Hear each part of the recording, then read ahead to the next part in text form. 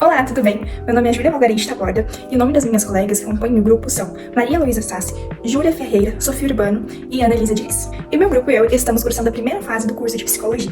E eu quero começar a minha fala com uma frase dita pelo professor Paulo Panatta durante a semana acadêmica. Mais especificamente, ele, após a mostra, ele contribuiu tanto para a nossa apresentação quanto para a sala de aula com uma frase, cuja frase é: saúde mental não se trabalha sozinho. Mas afinal, o que essa frase ela reflete para nós da área de psicologia, tanto para os estudantes quanto para os profissionais? Aí que tá, a nossa profissão ela é muito individualista. E essa individualidade dentro da profissão, ela acontece entre as abordagens, quando na verdade todas as abordagens acabam se integrando e conversando entre si. Ou seja, algo que era para unir a profissão acaba segregando a mesma. Porém, no nosso ambiente de trabalho, seja no hospital, seja na escola, seja na clínica, a gente está lidando constantemente com pessoas, sejam elas nossos pacientes ou nossos colegas de trabalho. Outro ponto da minha fala é sobre o John Stuart Mill.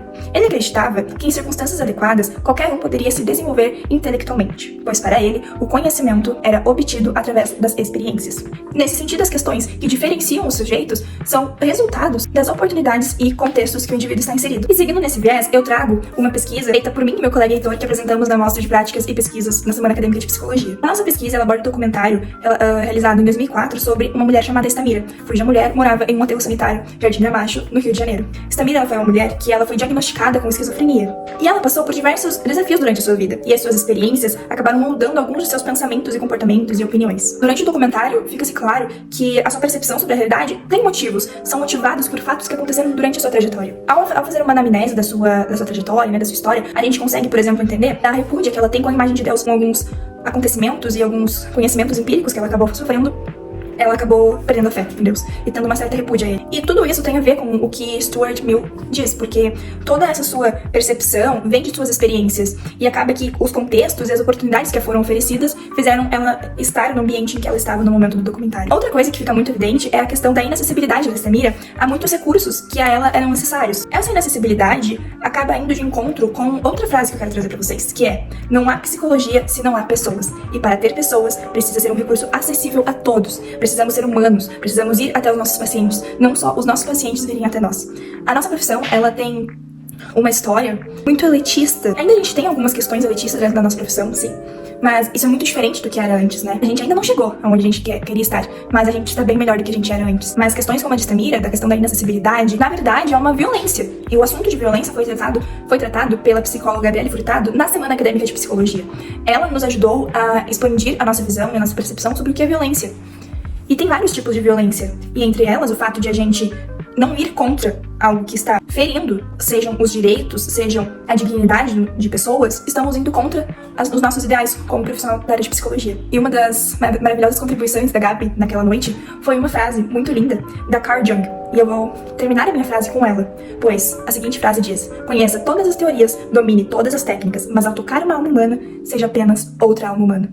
E é isso que a psicologia diz, é isso o que a nossa profissão busca, sermos apenas outro humano, olhando para outro humano, o entendendo, o vendo, o escutando. E isso diz muito sobre nós profissionais e futuros profissionais. E agora eu passo a minha palavra para as minhas colegas, para que elas possam contribuir ainda mais para esse trabalho. Olá, eu me chamo Júlia Ferreira e hoje eu vou relacionar a neuropsicologia, que é a matéria que nós temos no primeiro semestre do curso de psicologia, com os assuntos abordados na semana acadêmica, né, de psicologia que nós tivemos recentemente. Então, no primeiro e segundo dia, nós abordamos sobre a minissérie Adolescência, onde basicamente é um adolescente envolvido em um crime, e no primeiro dia, na segunda-feira, nós assistimos o terceiro episódio, onde a psicóloga está com perita no caso, né, e na terça-feira, vários profissionais da área, várias psicólogas, que também são professores do curso de psicologia, falaram um pouco sobre a perspectiva de cada abordagem em relação ao caso do Jimmy, que é o personagem principal envolvido no assassinato. Então, a adolescência, no geral, ela é uma fase de mudança no cérebro, principalmente no córtex pré-frontal, e que é responsável pela tomada de decisões, e no sistema límbico das emoções. Então, isso pode explicar muitas atitudes impulsivas e conflitos emocionais do personagem.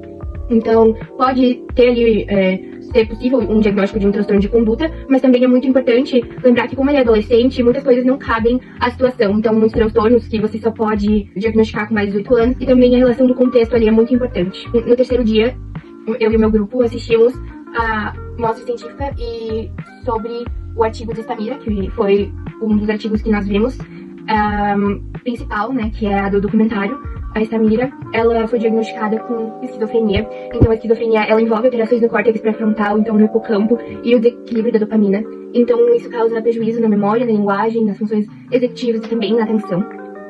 Na quinta-feira, nós tivemos uma palestra, dentro de todos os profissionais que foram apresentar um pouquinho do seu trabalho, um pouquinho de temas, da psicologia. Eu assisti a palestra sobre o papel do psicólogo ao trabalhar com a violência. Então, a violência, ela pode alterar o cérebro e principalmente a amígdala e o sistema de estresse. Então, ela pode causar dificuldades emocionais graves e como o estresse pós-traumático. E, em geral, assim, várias crianças e adolescentes desenvolver vários transtornos.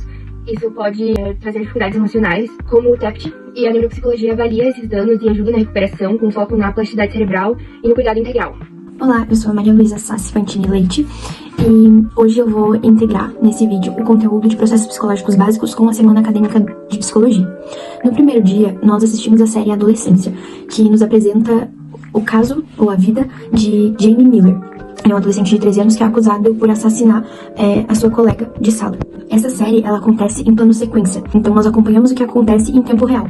E isso nos traz uma reflexão do quanto é importante a atenção e a percepção do que está acontecendo, porque influencia muito na nossa interpretação do ocorrido. A maneira como os personagens, eles reagem, se expressam e interpretam o que está acontecendo, reflete muito como as nossas experiências e contextos mudam e se moldam conforme a nossa percepção. Além disso, a série aborda temas muito relevantes como o bullying, a masculinidade tóxica e a influência das redes sociais. Então, esses fatores têm um impacto muito profundo no desenvolvimento psicológico dos adolescentes. Eles afetam a autoimagem, o pensamento crítico e principalmente a sua interação social. No segundo dia, nós fizemos a análise do ator e quando a gente foca na atuação do personagem principal, a gente não analisa só o desempenho técnico, mas como ele representa a subjetividade do personagem. Então, a gente analisa por meio de gesto, expressão facial, postura corporal, entonação, a gente tenta entender exatamente o que o personagem pensa e sente. Isso se conecta diretamente, com a percepção social e com os processos mentais que a gente utiliza para interpretar o comportamento do outro. No terceiro dia, a gente assistiu uma apresentação que falava sobre o documentário de Estamira, que nos leva a refletir sobre questões profundas sobre o limite da linguagem. A protagonista é uma mulher em sofrimento psíquico que utiliza a linguagem muito própria, marcada por rupturas. Então, isso se conecta diretamente ao estudo da linguagem e do pensamento dentro dos processos psicológicos básicos. A forma como ela constrói as suas frases, a forma como ela constrói e transmite as suas ideias e a lógica que ela organiza o seu discurso são manifestações evidentes de uma alteração cognitiva. Estamira, ela nos desafia a ter a escuta ativa e empática, porque temos que prestar atenção em cada acontecimento e em cada manifestação, em realmente ir além da superfície, enxergando a riqueza e a riqueza subjetiva que há aonde há dor. No quarto dia, nós ouvimos sobre a escuta e a proteção, entre a escuta e a proteção, sobre violência, que pra mim foi o dia que foi mais forte, porque a gente conversou sobre o papel do psicólogo diante essas múltiplas formas de violência, sejam elas físicas, verbais, psicológicas, simbólicas, e isso nos traz à tona a importância da atenção como um processo psicológico essencial. Muitas vezes os sinais de sofrimento eles são tão sutis que nós temos que estar muito atentos a isso. Eles aparecem no meio do silêncio, em pequenos gestos, em expressões vagas, e para atuar com responsabilidade, nós como futuros psicólogos, nós precisamos ter uma escuta ética, ativa e sensível.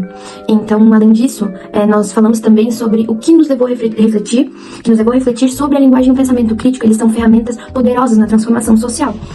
A nossa atuação ela não se limita somente à escuta, Ela exige um posicionamento, uma reflexão e uma ação.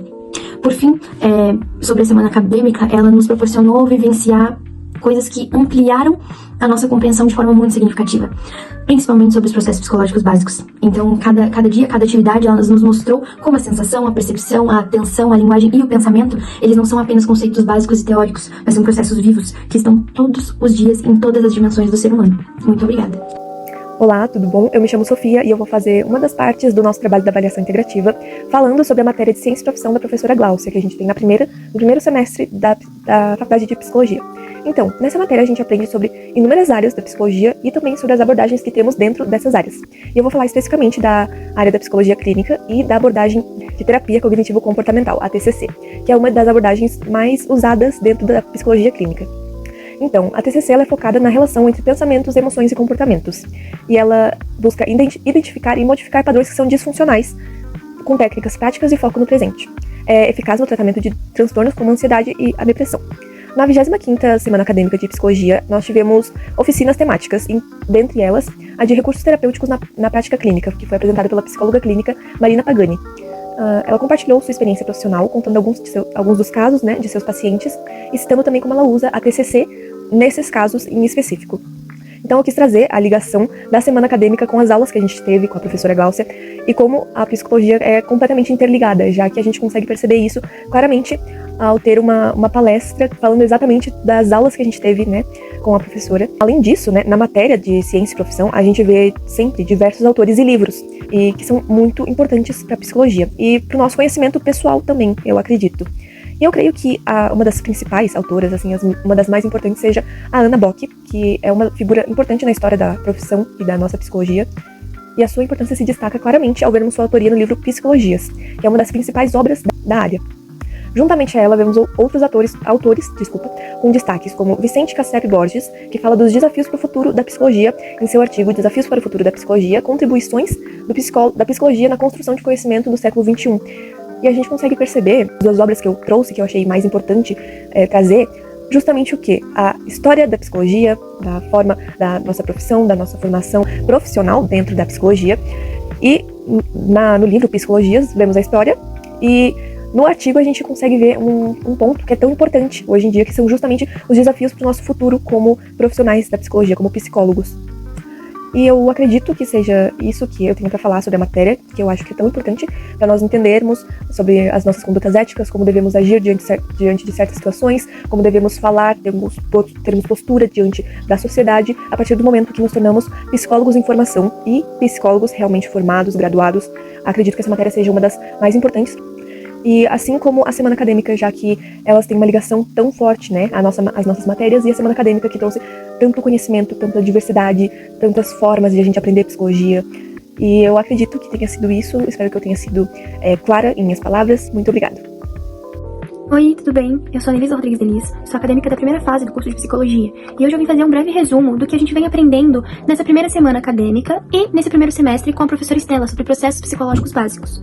O filme Neo, lançado em 1994, ele apresenta a história de uma jovem que cresceu isolada da sociedade, desenvolvendo a sua própria forma de linguagem e comportamento.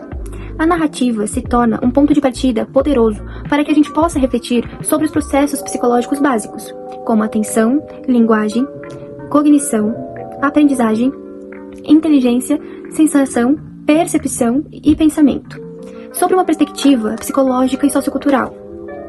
Segundo Vygotsky, 1991, bem como Stella cita muito, os processos psicológicos superiores se desenvolvem a partir das interações sociais, especialmente mediadas pela linguagem.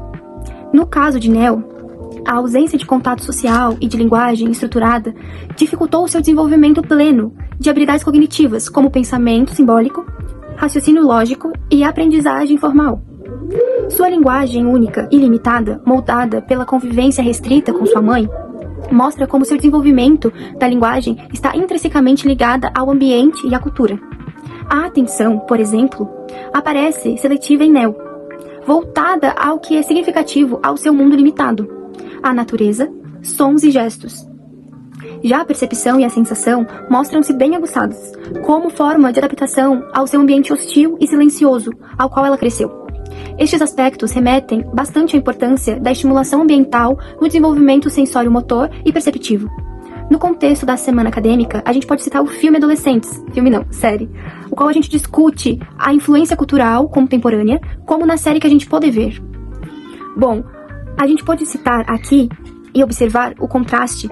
Enquanto Neo teve ausência total de trocas sociais, os adolescentes enfrentam o excesso disso e a intensidade das interações digitais. Com um impacto significativo sobre o desenvolvimento emocional, a aprendizagem e a identidade. Ambos os casos, o isolamento de Neo e a hiperexposição dos adolescentes mostram como o ambiente sociocultural influencia diretamente a cognição, a aprendizagem e a formação da inteligência, considerada aqui como a capacidade de adaptação, resolução de problemas e o uso da linguagem. Espero que tenha ficado claro que a forma em que eu tenho abordado o conteúdo tenha sido fácil de interpretar. E eu também gostaria de linkar já e agradecer aos profissionais que tornaram nossa semana acadêmica ainda melhor. A nossa docente, Estela, que também participou da roda de conversa sobre os adolescentes e a qual abordou a psicanálise, né? Então foi muito importante ver essas abordagens que são diversas, como a TCC, como a psicanálise, como a sistêmica, e foi lindo ter esses profissionais perto da gente. Desde já, muito obrigada.